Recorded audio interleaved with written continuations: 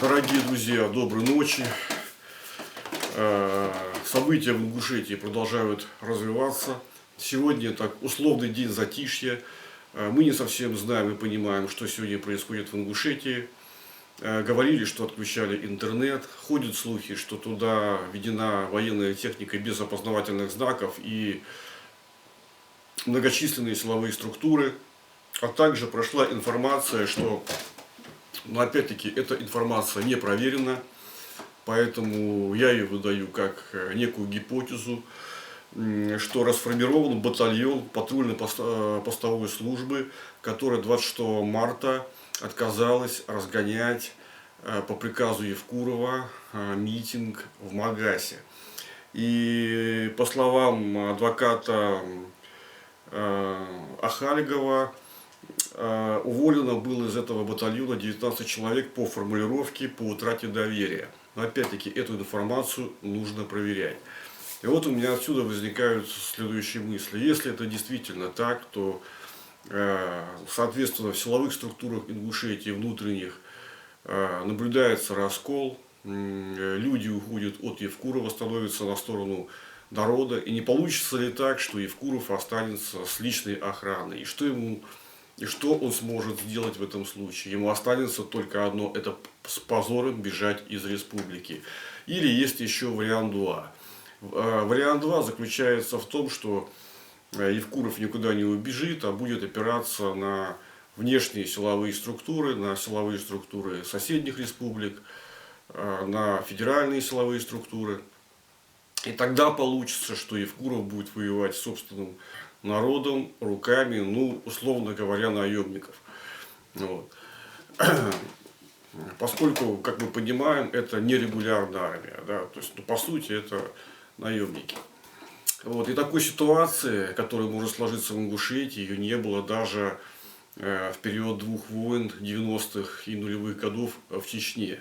Там была совершенно другая ситуация. То есть это будет совершенно уникальная ситуация, когда глава субъекта воюет с собственным народом при помощи внешних сил, внешних силовых структур и федеральных войск.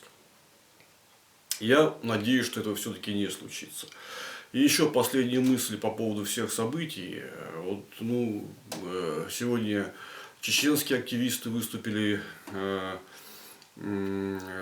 с той мыслью, что на самом деле ингушские протесты они носят такой локальный характер, что оппозиция находится в подавляющем меньшинстве. Евкуров это постоянно подчеркивал, что это смутьяны, которых там подстрекают всякие спецслужбы из-за рубежа там, и так далее, что они в меньшинстве. Вот. Но тогда возникает вопрос, если эти вот люди, если оппозиция представляет собой подавляющее меньшинство, тогда Евкурову нужно провести референдум по всем основным вопросам, которые накопились в республике, но он тщательно избегает этого референдума. Вот. А если оппозиция в большинстве, тогда получается, что Евкуров выступает в целом против всего своего народа.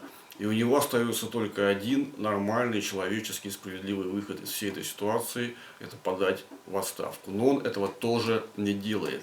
Поэтому я совершенно не понимаю логики вашего Евкурова. Может быть, он боится за свою жизнь.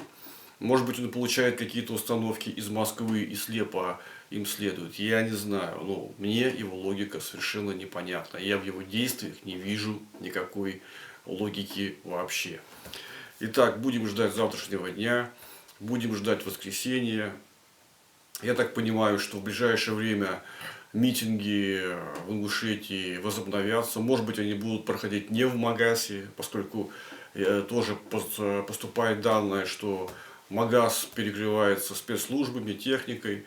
И на главную площадь митингующим пройти уже не дадут. Возможно, протесты будут проходить где-то в других местах. Может быть, это будет Назрань, может быть, это будет федеральная трасса, может быть, это будет какое-то другое место в Ингушетии. Но, как я понимаю, из сложившейся ситуации, пока Евкуров в отставку не уйдет и другие требования митингующих не будут выполнены, то митинги в Ингушетии не прекратятся. Спасибо за внимание.